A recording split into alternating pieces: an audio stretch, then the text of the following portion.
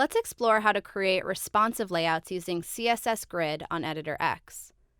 CSS Grid is an advanced layouting tool that lets you precisely position elements within a two-dimensional framework. Click on any section of your site to apply a grid. There are a few preset grid layouts to choose from, or you can create your own custom grid. Here, let's choose 2 by 2. You can dock elements to any part of the grid. As you can see, the text automatically docks to the nearest grid lines. And from the Inspector panel, you can manually adjust which sides of your elements are docked.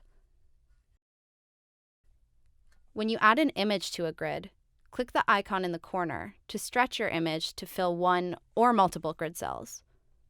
Click Edit Grid to change its dimensions and adjust the relationship between the columns and rows. To add a new column, click the plus icon here.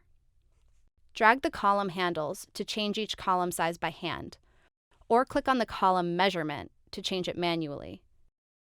Grid offers a variety of custom units, so you can measure your space the way you want. You can apply a grid to sections as you just saw. And you can also apply a grid to other elements, like this container box. Let's add a few images. Dock them to different grid cells, and stretch them to full cell width.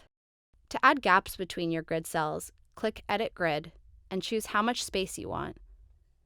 Now the images maintain a nice gap between them. Designing with Grid gives you precise control over your layout at every viewport. Let's redesign the site for mobile. First, let's edit the grid. Delete one column. Now rearrange the elements so each part of the design is optimized for smaller screens. CSS Grid gives you the freedom to create a unique site design for every device. Editor X is an advanced creation platform. To master it, continue watching this series of video tutorials.